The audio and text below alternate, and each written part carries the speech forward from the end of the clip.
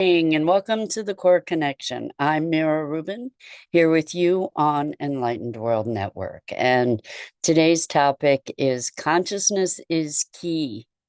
If we are to transform our situation on the planet with climate change and um, social unrest, we first need to shift our consciousness. So that's really what we're going to be talking about today. But before we get started, let's take a minute or two to get present. Let's take a deep breath in through your nose and hold it. And imagine clean, crisp oxygen flooding your lungs, flowing into your bloodstream, nourishing all your cells, all your organs, bringing vital life energy to your body and being. And as you exhale, exhale any tension, stress, negativity, fatigue. And now let's take another deep breath in through your nose and hold it. This time, imagine brilliant, bright light lighting you up from the inside out, illuminating, electrifying, and energizing all your cells, all your molecules, all your electrons, creating a brilliant beam of light and energy from your heart out into the world. And as you exhale, exhale any remaining tension, stress, negativity, fatigue. And now let's press our palms together. Vigorously rub your hands together to feel the friction, the temperature, the pressure, the motion, the tickling and tingling when you stop, and allow all those sensations to bring you present right here, right now, into this remarkable physical form that enables us to experience life. Welcome, welcome, welcome. So, good morning, Rosalind. Great to have you joining us this morning, and welcome to everybody else who's with us. Today, we're talking about consciousness is key. I don't know if you've discovered the new social media platform Blue Sky, but it's a social media platform where you actually own your profile, you own your data. Um, if the platform can't decide to deplatform you, I don't believe, or if it does, you don't lose your data. It's yours. I'm not sure exactly the intricacies, but I know that it has to do with being able to keep your following kind of thing and all that good stuff. Anyway, I was on there this morning and somebody made a beautiful post about teaching our children that trees talk to each other, that there's this incredible mycelial network, that they're part of a broader ecosystem, that they sleep at night, that they respond to environment, etc., will give children a deeper connection and understanding of our environment and of nature, and thereby generate respect and connection and better stewardship as a result. And it highlighted to me, first of all, beautiful, right? Like, yeah, that makes sense. Let's raise our kids to be connected to a broader world where life is intelligent all around us. And if we raise our kids to know that and experience that and connect with that, then the way they respond to the environment, how we treat nature, how we treat the world will be different. It just has to be, right? And that's really the point of today's conversation is when we shift our awareness we shift the way we be. We shift the way we act, we shift the way we think, and the consequences of that shift in consciousness are very far reaching and transformative. So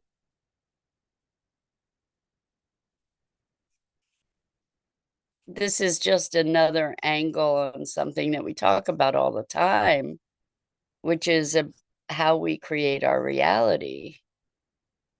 And if we're, and the fact that we are conditioned to our perception, not irreconcilably, not irretrievably, not immutably, but we are conditioned to our relationship to the world, ourselves, each other, reality from the time we're very small.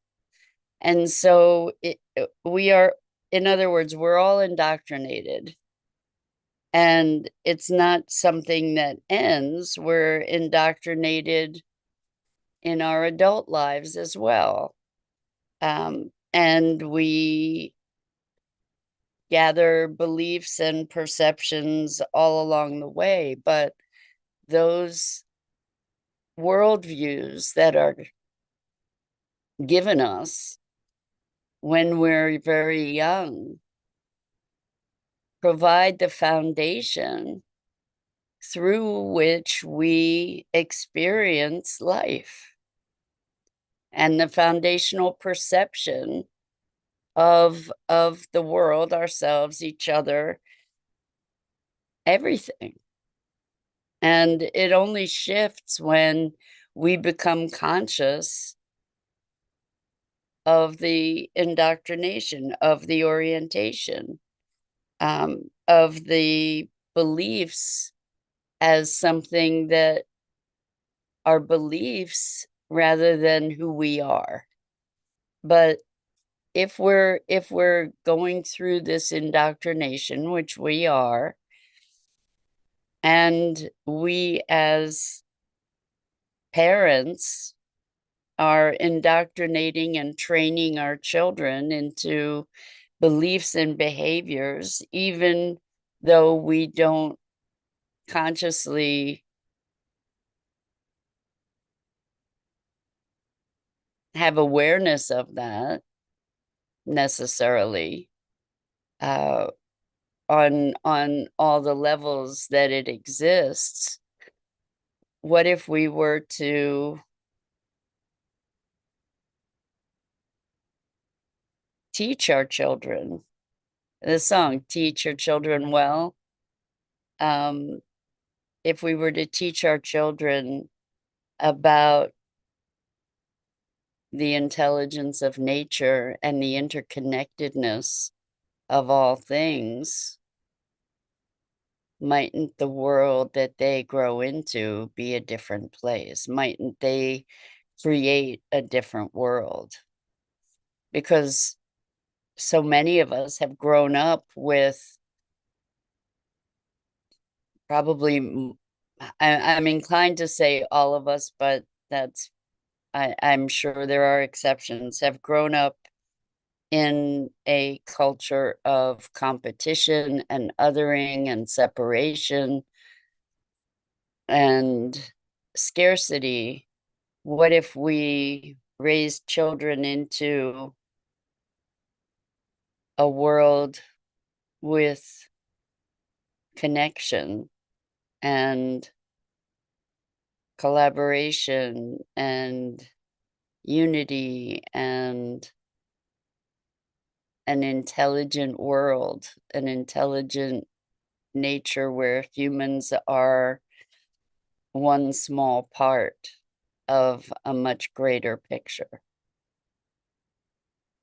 I think the world that we would be literally breeding would be a different place. And so it starts with consciousness. It starts with the creation stories it starts with, when I say creation stories, what I mean is the stories through which we create our experience of ourselves, each other, and the world. Because those stories are creation stories. I mean, if we look at the Garden of Eden isn't the one and only creation story. You know, all our stories that we create are also creation stories in their way, and help to or contribute to the creation that we live into, the world that we experience. And the only challenge with intervening at the level of raising our children is the time factor, right? To raise our children to be more conscious and connected than we are, which is for sure going to create challenges within the family dynamic over time, because the children will be thinking what they think that is probably at odds with what we think, right?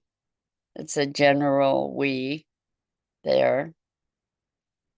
Um, so as children develop their own sense of the world, once they've been gifted with whatever orientation we've provided, um, or framework, then the difference in worldview can become more apparent and create challenges and rifts, but that's not necessarily a bad thing, right? We typically will view it as a bad thing, because who wants that conflict and challenge? But it's not necessarily a bad thing. Anyway, yeah, consciousness is key.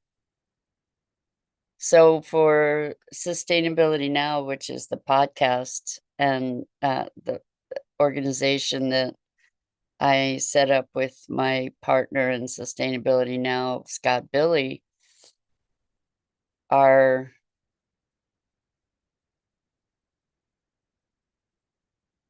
our um, our statement is technologies and paradigms to shape a world that works, and with a focus on food, energy, housing, waste, water, health, economics, and consciousness. It's actually consciousness and more, with consciousness being key, because nothing shifts until we shift the way we think about things. And even the way we think about the challenges we're facing, there's a big challenge with problem solving. The problem with problem solving. And the problem with problem solving is the way we define problems. Because coming from this foundational structure or paradigm of separation, competition, etc., we look at and our mechanistic notion of the universe that's a holdover.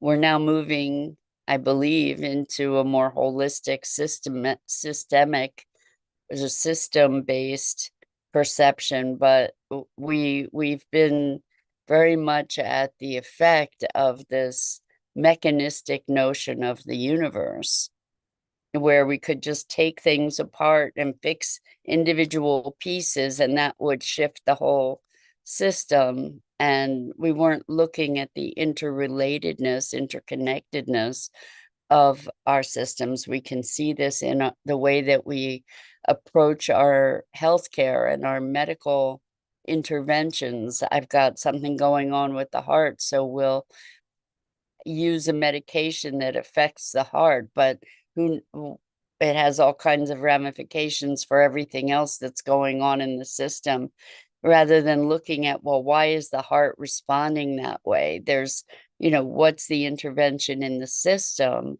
that will allow for a shift of overall performance improvement. It's kind of like looking at one kind of cholesterol to determine that somebody has high cholesterol versus looking at the dynamics of all the different elements that come into play in the mechanisms there. So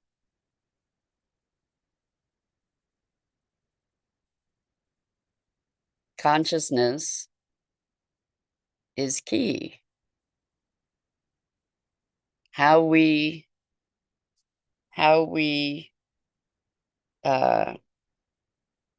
formulate our ideas, how we approach things, is key to the results that we're going to be able to create. So the problem with problem solving is partly this whole mechanistic notion.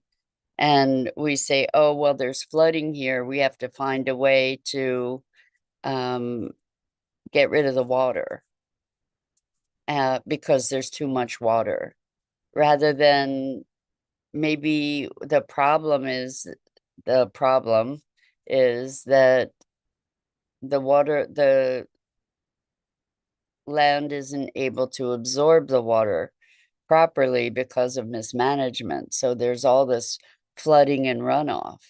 So rather than trying to divert the water and manage the water, maybe what we need to do is manage the soil. And in order to manage the soil, maybe we need to be looking at the way we're planting and the interventions we're using, for instance, to amplify production, and it becomes something of a bigger system. It's kind of like the oversimplified notion of planting trees to solve the problem of getting carbon out of the atmosphere. And just by planting trees, which is often monocropping, just planting lots of the same trees in these tree plantations, essentially, isn't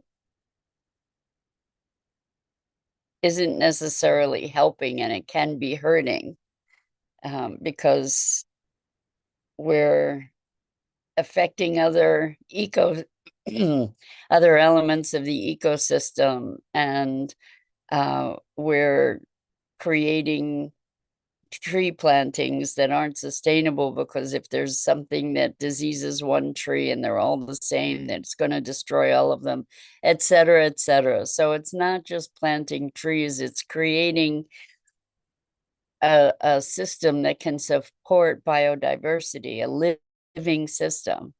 So again, consciousness, if we broaden our awareness, if we look at the world through a lens of mechanistic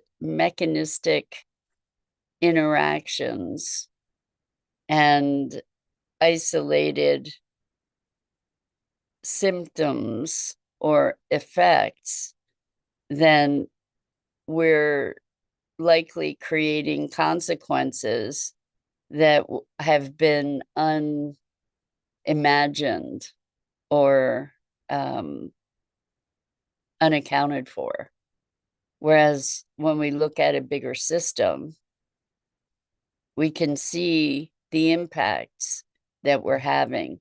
This is another awesome example and terrifying in its way.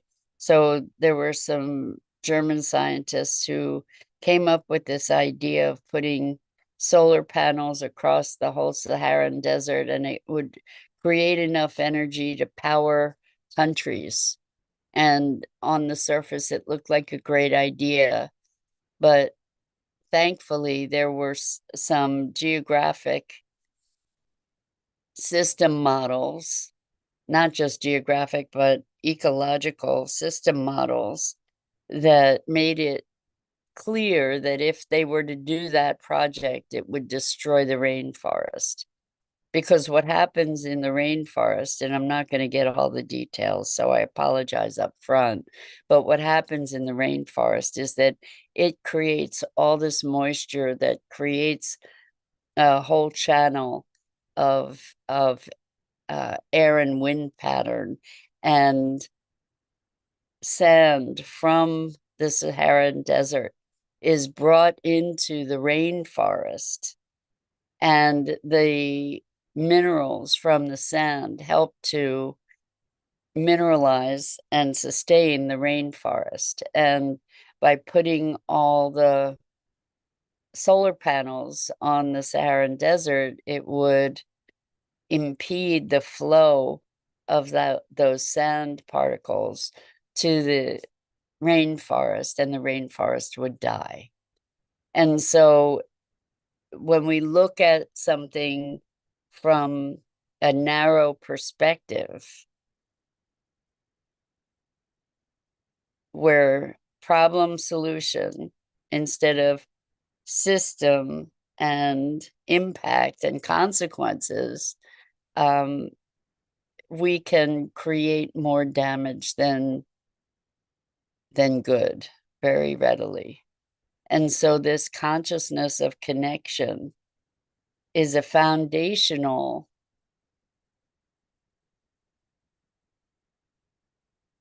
and structural change to our perception that is essential for us to understand the world that we live in, and to, from that point, find ways to collaborate with nature and with our environment in ways that are nurturing, to actually be able to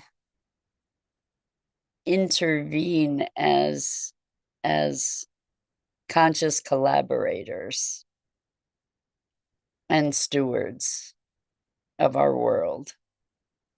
And so whatever we can do to shift consciousness, shift awareness of this perception, to be able to shift the context in which we reside, that's going to be a powerful influence on the world that we create. So telling the stories that help to shift the perception, sharing those stories of the intelligence of nature, the intelligence of animals, the intelligence of plants, the interconnectedness and interwovenness of the world in which we live. When we share those stories, it breeds an emotional connection and experience, which then feeds new perception. And in its way, the stories perhaps are the most important thing, because by shifting the perception, everything then moves from that space.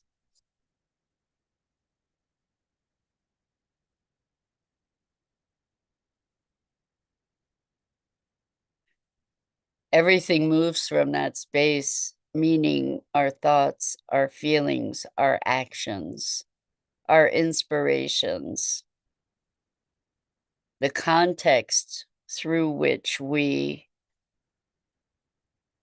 interact with ourselves, each other, and our surroundings.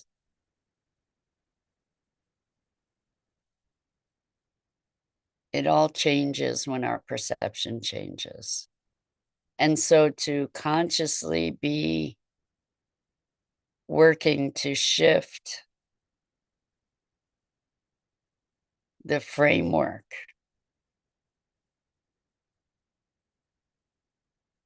is something that we can all do in our conversation, in our actions. It's not all about the doing that we can do. Thankfully, the doing of putting the solar panels all over the Sahara didn't happen. But in recognizing the larger story and allowing our action to be driven by that awareness, by that consciousness, to move from inspiration rather than fear or the urgency. We have to do something, so something is better than nothing. Not necessarily, not always. Something is not necessarily better than nothing. Let's look at where we're coming from. Let's look at the ramifications. Let's look at the larger whole. So consciousness is key. And I'm Mira Rubin. This is the Core Connection, and I go live here each weekday morning at 9 a.m. Eastern on the Enlightened World Network Facebook page and YouTube channel. And I invite you to please like, follow, and share Enlightened World Network and me. The links are in the description. And as always, it's not only a pleasure, but a profound privilege to have the opportunity to share these morning musings with you. And so